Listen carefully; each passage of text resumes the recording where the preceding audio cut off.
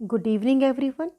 Thank you so much for liking my first 4 videos on prepositions. ਅੱਜ ਆਪਾਂ next 2 prepositions study ਕਰਾਂਗੇ। ਉਹ 2 prepositions ਹੈ between and among। ਤੁਸੀਂ ਬਹੁਤ ਵਾਰ between ਤੇ among ਦਾ ਬੇਸਿਕ ਡਿਫਰੈਂਸ ਪੜ੍ਹਿਆ ਅਤੇ ਸੁਣਿਆ ਹੋਇਆ ਹੈ ਕਿ between ਦਾ ਯੂਜ਼ 2 ਚੀਜ਼ਾਂ ਵਾਸਤੇ ਔਰ among ਦਾ ਯੂਜ਼ 3 ਜਾਂ 3 ਤੋਂ ਵੱਧ ਚੀਜ਼ਾਂ ਵਾਸਤੇ ਕਰਨਾ ਹੈ। ਜਿਵੇਂ ਕਿ ਉਰੇ ਫਸਟ ਐਗਜ਼ਾਮਪਲ ਹੈ our house is between the trees. ਸਾਹਮਣੇ ਪਿਕ ਦੇ ਵਿੱਚ ਕਲੀਅਰਲੀ ਇਹ ਗੱਲ ਆਪਾਂ ਨੂੰ ਸ਼ੋ ਹੋ ਰਹੀ ਹੈ ਕਿ ਹਾਊਸ ਔਰ ਟਰੀਜ਼ ਦੇ ਵਿੱਚ ਇੱਕ ਗੈਪ, ਇੱਕ ਸੈਪਰੇਸ਼ਨ ਹੈ, ਇੱਕ ਫਰਕ ਹੈ। ਮਤਲਬ ਜਿਹੜਾ ਘਰ ਹੈ ਉਹ ਦੋਨਾਂ ਟਰੀਜ਼ ਦੇ ਵਿਚਕਾਰ ਹੈ ਔਰ ਇਸ ਲਈ ਹੀ ਆਪਾਂ ਉਰੇ ਬਿਟਵੀਨ ਦਾ ਯੂਜ਼ ਕੀਤਾ ਹੈ। ਨੈਕਸਟ ਐਗਜ਼ਾਮਪਲ ਹੈ there is an out house among the trees. ਇੱਥੇ ਦੇਖੋ ਇੱਕ ਘਰ ਹੈ ਜਿਹਦੇ ਆਸ-ਪਾਸ ਕਾਫੀ ਸਾਰੇ ਟਰੀਜ਼ ਹੈ, ਯਾਨੀ ਕਿ ਉਹ ਘਰ ਟਰੀਜ਼ ਦਾ ਹੀ ਇੱਕ ਪਾਰਟ ਹੈ। ਇਹ ਸਾਰੇ ਮਿਲ ਕੇ ਇੱਕ ਗਰੁੱਪ ਨੂੰ ਸ਼ੋ ਕਰ ਰਹੇ ਨੇ, ਇੱਕ ਸੈਪਰੇਸ਼ਨ ਨੂੰ ਸ਼ੋ ਨਹੀਂ ਕਰ ਰਹੇ। ਗਰੁੱਪ ਦਾ ਪਾਰਟ ਹੋਣ ਕਰਕੇ ਹੀ ਆਪਾਂ ਉਰੇ ਅਮੰਗ ਯੂਜ਼ ਕੀਤੇ। ਡਿਫਰੈਂਸ ਸ਼ੋ ਕਰਨ ਵਾਸਤੇ ਸੈਕਿੰਡ ਐਗਜ਼ਾਮਪਲ ਹੈ I am trying to decide between the black t-shirt, the white t-shirt and the red t-shirt. ਦੇਖੋ ਸਾਹਮਣੇ ਤੁਹਾਡੇ ਕੋਲ 3 ਟੀ ਸ਼ਰਟਸ ਹੈ, ਇੱਕ ਬਲੈਕ, ਇੱਕ ਵਾਈਟ ਔਰ ਇੱਕ ਰੈਡ।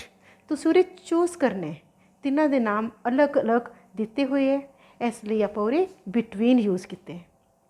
ਬਿਟਵੀਨ ਤੇ ਅਮੰਗ ਦੇ ਡਿਫਰੈਂਸ ਨੂੰ ਧਿਆਨ ਨਾਲ ਸਮਝਣ ਵਾਸਤੇ ਇਹ ਐਗਜ਼ਾਮਪਲ ਸੁਣੋ।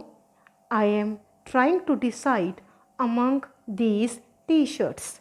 ਦੇਖੋ ਉਰੇ ਵੀ ਤੁਹਾਡੇ ਕੋਲ 3 ਹੀ ਟੀ ਸ਼ਰਟਸ ਹੈ, ਇੱਕ ਬਲੈਕ, ਇੱਕ ਵਾਈਟ ਔਰ ਇੱਕ ਰੈਡ। ਲੇਕਿਨ ਤੁਸੀਂ ਉਰੇ ਇਹਨਾਂ ਕੇ ਨਾਮ ਨਹੀਂ ਦੱਸੇ, ਤੁਸੀਂ ਸਿਰਫ ਇਹ ਦੱਸ ਰਹੇ ਹੋ ਕਿ ਮੈਂ ਇਹਨਾਂ ਤਿੰਨਾਂ ਵਿੱਚੋਂ ਚੂਜ਼ ਕਰਨ ਦੀ ਕੋਸ਼ਿਸ਼ ਕਰ ਰਿਹਾ ਹਾਂ।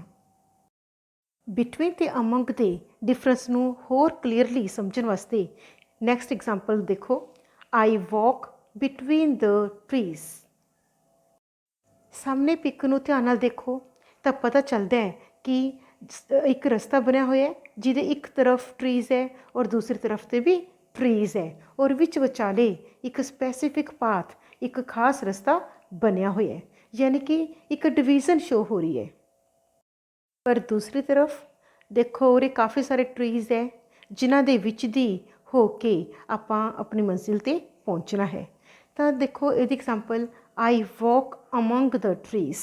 ਉਰੇ ਆਪਾਂ ਡਿਵੀਜ਼ਨ ਨਹੀਂ ਕੀਤੀ ਹੋਈ, ਉਰੇ ਆਪਾਂ ਟਰੀਜ਼ ਦੇ ਵਿੱਚ ਦੀ ਜਾ ਰਹੇ ਹਾਂ, ਕਦੇ ਕਿਸੇ ਟਰੀ ਦੇ ਵਿੱਚ ਦੀ, ਕਦੇ ਕਿਸੇ ਟਰੀ ਦੇ ਵਿੱਚ ਦੀ।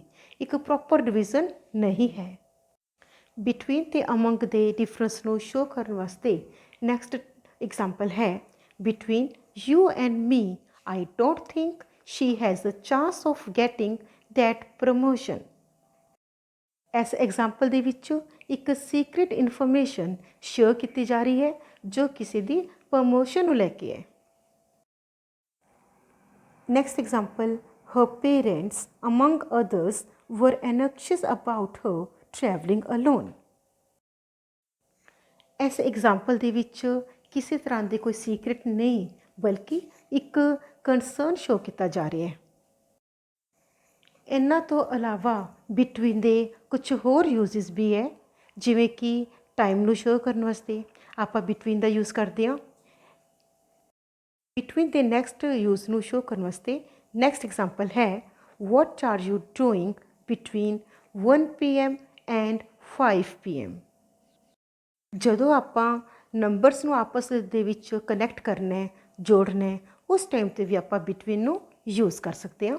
ਜਿਵੇਂ ਉਹ ਐਗਜ਼ਾਮਪਲ ਹੈ child develops rapidly between the ages of 13 and 16।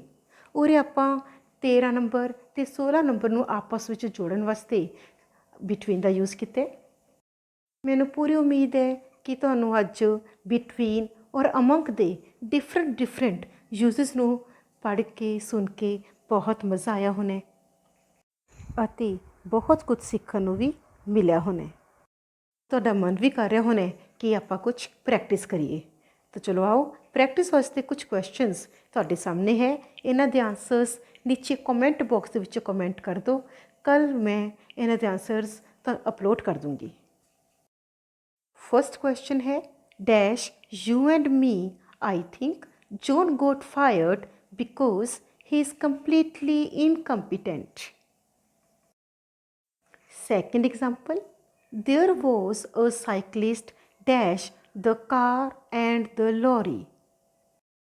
Third question, they lived in New York dash 1998 and 2004. Fourth example, she wanted to be dash friends. Last question, our house is dash the wood, the river and the village.